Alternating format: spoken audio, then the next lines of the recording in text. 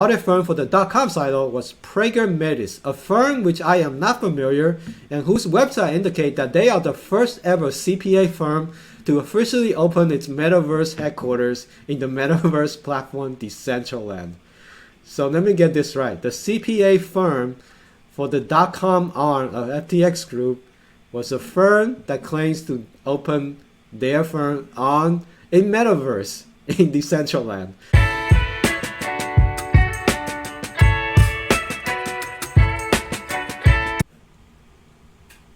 What's up, guys? Today we have a special doc from the new CEO of FTX, the guy who's brought in to handle the bankruptcy case of the company.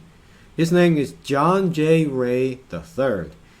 So this document was filed by him on November 17, which is a day ago as of this recording, and it has a lot of details about how FTX was run and a lot of juicy insider information about the holdings of the company, the financial status of the company, and some of the wild actions that's going on inside the company. No, I'm not solo talking about the orgies, but let's go into the document and find out what exactly happened. So I've highlighted the useful parts of the documents, so we'll go over those, but I'll go over all of it as a high-level summary. So in the beginning, John J. Ray III is saying that he's the CEO of the debtor. So debtor here refers to FTX Group, all the companies, all the entities owned by FTX. So he's appointed as the temporary CEO to handle the restructure, handle the bankruptcy.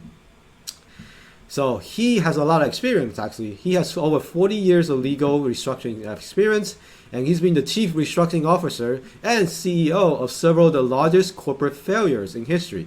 So that's his job. His special skill is to handle corporate failures and then restructure them. So I have supervised situation involving allegations of criminal activity and maleficence. So Enron, he was actually working on the Enron bankruptcy case. Supervised situation involved novel financial structures from Enron to residential capital and cross-border. So this guy, he has a lot of experience doing this thing. So given that he has 40 years of experience doing this kind of bankruptcy failure handling, he states that never in my career have I seen such a complete failure of corporate control and such that complete absence of trustworthy financial information has occurred here. This is actually big. When you have a guy who's been doing this, even he handled Enron, one of the biggest capital failures in the world, and 40 years of experience, he's saying this is actually one of the biggest that he's ever seen. So it tells you something about this company, FTX. So yada, here's some definition of who FTX, and goes into information about what companies FTX owns under its group, so various companies. So one common thing you'll find in all of these companies, financial status here. So he's going to provide financial status for some of these different silos. So he's grouping different companies under different silos under FTX. Think of them as categories of companies that's owned by FTX. So every single one of them, he mentioned that, however, because this balance sheet was produced while the debtors were controlled by Mr. Bankman-Fried, I do not have confidence in it, and the information herein may not be correct as if they stated. So he basically saying all of this information, these supposedly balance sheets from these companies, may not be correct because they were owned by SBF and they were produced by SBF during that time. And these numbers were not audited and you have no confidence in whether these are true or not. So in the WRS silo, one of the different groups under FTX, the total assets is 1 billion. So this is in thousands of dollars. So you got to add 3 zeros to the end. $1.3 billion. Total assets, and it tells you total liability, which is $360 million. That looks healthy, right? But again, you cannot trust the numbers because it was produced under SBF. So again, he says the same thing. He does not have confidence in that information. Here's the Alameda silo. So everything under Alameda, they have $13 billion in assets and $5 billion in liabilities. And we know this is false by this time, because their total liability, which is all the customer funds, exceeded their assets. Again, to his knowledge, none of these financial statements have been audited. Here's the ventures silo, the investment arm of FTX. They have 1.5 billion assets and 1.5 billion in liabilities. So this is, now we're talking about the .com silo. This is what FTX.com, FTX US, all of that. So it was founded by Bankman-Fried, Gary Wang, and Singh on Nishat. This is Nishat, and in May 2019. It's weird to see that this company was formed less than 3 years ago. So this is a kind of new company, and somehow it was able to get to the top of the crypto world. So Mr. Bankman-Fried claimed that by the end of 2021, around 15 billion of assets were on the platform, which according to him handle approximately 10% of global volume in crypto. Mr. Bankman-Fried also claimed that FTX.com, as of July 2020, have millions of registered users. These figures have not been verified by my team. So definitely all of these numbers can be faked, and they need to be verified. Again, he's saying he does that. So in the .com silo, they have $2 billion in assets and $465 million in liabilities. Seems healthy, right? Again, it's not verified. So now he's going to talk about the events leading to the Chapter 11 filing. So question arose about Mr. Bankman's leadership and the handling of the debtor's complex array of assets and business. So people were worried about how SBF has full control of the company and how much risk he was taking on. So on November 10th, the SEC of Bahamas took action to freeze the asset of FTX after the news came out. So in the first hour, Mr. Bankman-Fried consulted with numerous lawyers, including lawyers. So this is the aftermath. Maybe a day or two after it was revealed that FTX is insolvent, Mr. SBF talked with his lawyers, and then a document was drafted to relinquish the control was prepared, and comments from Mr. Bankman-Fried, team, and corporate. So they gave him a document for him to sign to get off the board, to resign as a CEO. So approximately 4:30 a.m. on November 11th, after further consultation with his legal counsels, SBF ultimately agreed to resign, resulting in my appointment as the debtor CEO. So that's what happened. After a while, he decided to file for Chapter 11. Now, if you've seen my previous video, SBF reluctantly did this, and he's saying that signing this document was his biggest mistake because he thinks that he can actually get people's money back without going through bankruptcy. So many of the companies in FTX Group, especially those organized in Antigua and Bahamas, did not have appropriate corporate governance. I understand that many entities, for example, never have board meetings. Wow. So this is what happens when you have a bunch of nerds running a quote-unquote company in the Bahamas in a small complex and have orgies. So they basically don't have any of the traditional corporate governance in place. There's a reason we need these things in order to have oversight over each other. If you don't have check and balances like that, you're going to have things like this happening where somebody can just take the money and gamble it with all the customers' funds. So here saying the new CEO, the guy who's doing the bankruptcy, has appointed a lot of experienced directors to the group for the company, and they will try to handle the case. So the director intends to hold joint board meetings of the debtors on matter of common interest. So this is saying what these new directors will do. They want to talk about the implementation of controls, asset protection and recovery, the investigation into claims against the founder and third parties, cooperation with insolvency proceeding and subsidy. So this is like all the right things you should do in order to do it right, to properly go through the Chapter 11 filing. So here's a bit about how they manage cash at FTX. The FTX group did not maintain centralized control of its cash. Cash management procedure failures include the absence of accurate lists of bank statements and account signatories, as well as insufficient attention to creditworthiness of bank partners around the world. Wow. Because of historical cash management failures, the debtors did not yet know the exact amount of cash that the FTX group held as of the petition dates. So FTX did not hold any good cash accounting practices. They don't even know how much money they hold. The debtors have been in contact with banking institutions that they believe hold that cash. The banking institutions have been instructed to freeze, withdraw, and alerts not to accept the instructions from Mr. Freeman. Effective cash management also requires liquidity forecasting, which I understand is also generally absent from the FTX group historically. So they basically have no accounting arm in the company. They don't even know how much money they were lent out. There's no accounting of where the money goes.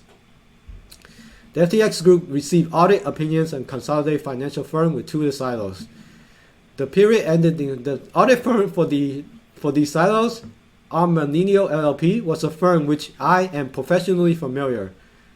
The audit firm for the .com silo was Prager Metis, a firm which I am not familiar and whose website indicate that they are the first ever CPA firm to officially open its metaverse headquarters in the metaverse platform Decentraland.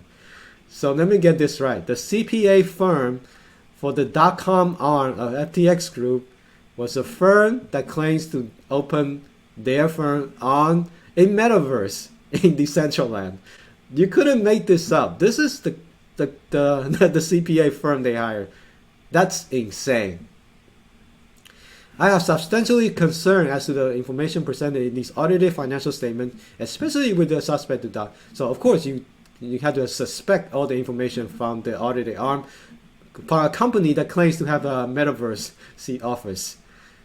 The debtor has not yet been able to locate any audited financial statements with respect to Alameda or Venture. At this time, the debtor has been unable to prepare a complete list of who worked for the FTX group as of petition date or the term of their employment. Repeated attempts to locate certain presumed employees to confirm their status has been unsuccessful today. So they don't even have an HR arm. They don't even know who's actually employed officially at FTX. This is a huge failure. How do you have a company with no HR arm? You don't even know who you hired. This is insane. For example, employees of the FTX group submitted payment requests through an online chat platform where the disparate group of supervisors approved disbursement by responding with a personalized emojis. Wow. So if you are an employee, you need to file some claims on your spendings. You just go into a chat and say, hey, I spent $1,000 on cab ride. Can you approve this? And then the supervisor just gave them an emoji to say approved. This is terrible accounting process. You have no trailing accounting history of all of the spendings in the company. So in the Bahamas, I understand that corporate funds in the FTX group were used to purchase homes and other personal items for employees and advisors. They use corporate funds to buy homes for employees and advisors. I understand that there does not appear to be documentation for certain of these transactions as loans, and that certain real estate was recorded in the personal names of these employees and advisors on the record of Bahamas. So again, this is criminal. They're using the corporate fund to buy real estate in the Bahamas, and you buy them under the employees and advisors name. Right? What the hell is that? This is zero oversight. The FTX group did not keep appropriate books and records or security control with respect to its digital assets. We should know that by now. Unacceptable management practices include the use of an unsecured group email account as the root user to access confidential private keys and critically sensitive data for FTX group companies around the world. The absence of daily reconciliation of proposition on blockchain, the use of software to conceal the misuse of customer funds, the secret exemption of Alameda from certain aspects of FTX auto liquidation protocol, and the absence of independent governance has been Alameda. So all of this is pretty criminal. All of the things they're doing here is zero oversight. The debtor had located and secured only a fraction of the digital asset of the FTX group, and they hope to recover the rest. The debtors have secured a new cold wallet approximately $740 million of cryptocurrency in the debtors believed to attribute to either the. So they secured $740 million, but that's still fractions of what they owe to customers. These balances exclude cryptocurrency not currently under the debtor's control as a result of at least $372 million of unauthorized transfer initiated. So this is talking about the $372 million hacked from the platform. So what they did was they immediately began moving the crypto they have into cold storage to mitigate the risk. So they remove all the money from the platform to mitigate the risk. So, and they have started forensic analysis to try to identify who the hackers are and if it's inside job of the company. Although the investigation only began March 1 quotes, it's my view based on the information obtained to date that many of the employees of the FTX group, including some of the senior executives, were not aware of the shortfall or potential accumulating of the digital assets. So he thinks that employees didn't know all of this. Not all employees knew about this. The FTX group have billions in investment other than cryptocurrencies. So they have like all the 4 silos. And did not keep complete books or record of their investment activities. Again, terrible accounting, terrible bookkeeping. One of the most pervasive failure of the FTX business is the absence of lasting records of decision making. Mr. Bankman-Fried often communicated by using applications that were set to auto-delete after a short period of time and encouraged employees to do the same.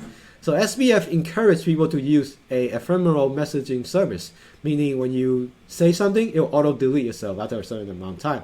So that way you have no record of you saying something. This is shady as this is shady. And finally and critically, the debtors have made clear to employees that that Mr. SBF is not employed by the debtor and does not speak for them. SBF, currently in Bahamas, continues to make erratic and misleading public statements. SBF, whose connection and financial holdings in Bahamas remain unclear to me, recently stated in a report on Twitter, "F the regulators. They make everything worse," and suggests that the next step for him was to win a jurisdiction battle versus Delaware. So he's saying that SBF is no longer with the company. Everything he says does not reflect on the company. So he's definitely aware of the things that SBF said on Twitter. Again, that is all for this document. It's pretty telling, it's pretty revealing about the business with more information about what exactly is the company, how exactly the company was run. And we'll wait for the next steps. But this is a very good insight. I hope you guys like this video. Let me know what you guys think. Was it a surprise that this company was run this way, or were you expected? This is like this typical bunch of nerds, crypto bros. That's how they run companies. Let me know in the comments below. With that said, I hope to see you guys in the next video.